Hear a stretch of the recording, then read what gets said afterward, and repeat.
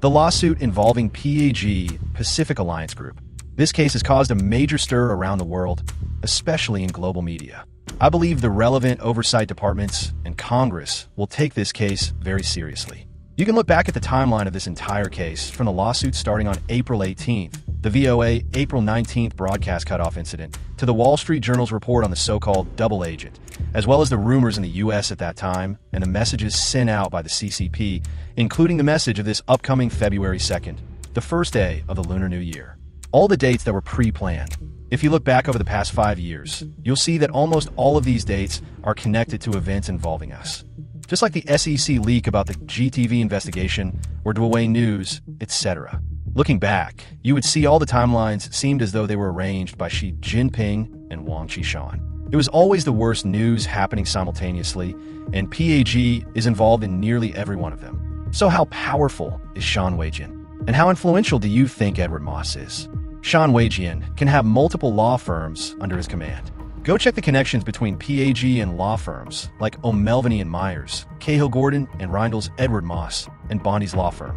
Sean Weijian, from his past at TPG to PAG, has always been deeply intertwined with the American legal world, including top law firms and individuals who have transitioned from these firms into the U.S. DOJ and government positions. Sean Weijian was able to escape China during the Cultural Revolution, be trained and sent to study in the West by the CCP, and eventually infiltrate the highest levels of power in the United States.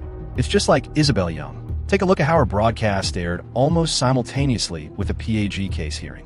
Did anyone notice that?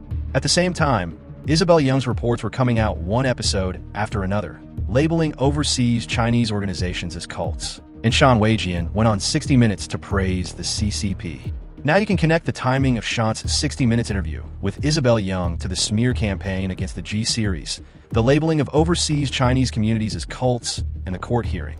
It's all interconnected. And these coincidences have gone on for the past 5 years. These coincidences have been occurring consecutively for the past 5 years. Do you still think this is a coincidence? Not only have these coincidences lasted 5 years here, but even the court dates for the BVI company, the documents requested by the BVI courts, and the conflicts of interest are tied to the CCP's BGY influence strategy. All of these connect back to Appleby, the law firm most closely tied to TPG. Please look into the relationship between Appleby, a Bermuda offshore law firm, in them. So, the CCP is not just a threat to one country, but a threat to the entire world's judicial systems through its BGY infiltration and dark control. The American people still haven't truly awakened, but they will, and so will the rest of the world. The reason for the existence of the whistleblower movement and the new federal state of China is precisely to expose these bastards under the sunlight and to ensure they face fair judgment from the people and the judiciary systems of the West.